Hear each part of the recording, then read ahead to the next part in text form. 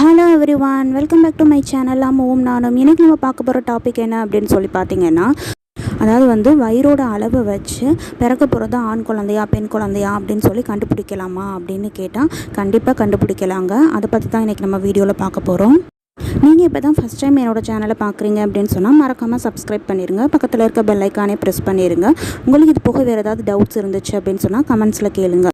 அதாவது அந்த காலத்தில் நம்மளோட பாட்டி நம்மளோட பெரியவங்க என்ன சொல்லியிருக்காங்க அப்படின்னு சொல்லி பார்த்தீங்கன்னா, அதாவது என்ன அப்படின்னு சொல்லி பார்த்தீங்கன்னா, ப்ரெக்னெண்ட்டாக இருக்கிற ஒரு பொண்ணோட வயிற்று அளவு பார்த்து உங்களுக்கு ஆண் குழந்தை பிறக்குமா பெண் குழந்தை பிறக்குமா அப்படின்னு சொல்லி ஸ்கேன் இல்லாத காலத்தில் நம்ம பாட்டி சொல்லிட்டு போயிருக்காங்க. அவங்க என்ன சொல்லியிருக்காங்க அப்படின்னு பார்த்தீங்கன்னா, வயிறோட அளவு கொஞ்சம் சின்னதாக இருந்துச்சு அப்படின்னு சொல்லி பார்த்தீங்கன்னா அவங்களுக்கு ஆண் குழந்தையும், அதே வயிறோட அளவு ரொம்ப பெருசாக இருந்துச்சு அப்படின்னு சொன்னால் அவங்களுக்கு பெண் குழந்தையும் பிறக்கும் அப்படின்னு சொல்லியிருக்காங்க.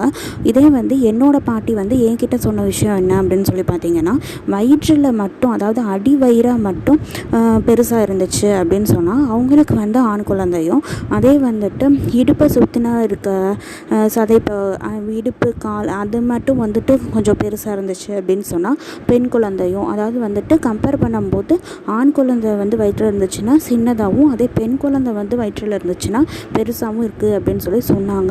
இந்த விஷயத்தை நான் ஏன் நம்புகிறேன் அப்படின்னு சொல்லி பார்த்தீங்கன்னா, எங்கள் அம்மாச்சிக்காக இருக்கட்டும் என்னோடய பாட்டிக்காக இருக்கட்டும், என் அம்மாச்சிக்கு 10 குழந்தை, அதே மாதிரி என்னோடய பாட்டிக்கும் 9 குழந்தை. அவங்க 2 பேருமே சொன்ன விஷயந்தான் இது. அது இது நான் பார்க்கும்போது என்னோடய அக்காவுக்கு இது ரொம்பவே கரெக்டாக இருந்துச்சு.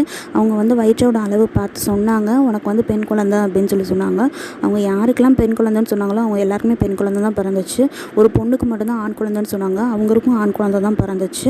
இது நான் பார்த்த வரைய என்னோடய ஃபேமிலிஸில் எல்லாருக்குமே கரெக்டாக தான் இருந்துச்சு. இது 90% கரெக்டாக இருக்குது. பேலன்ஸ் 10% தான் கொஞ்சம் தப்பாக இருக்குது. சரிங்களா? இது 90% மட்டும்தான் அக்யூரேட்டுன்னு சொல்ல நம்ம எடுத்துக்க முடியும்.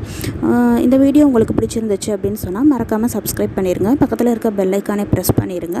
உங்களுக்கு இது போக வேறு ஏதாவது டவுட்ஸ் இருந்துச்சு அப்படின்னு சொன்னால் கமெண்ட்ஸில் கேளுங்க. தேங்க்யூ.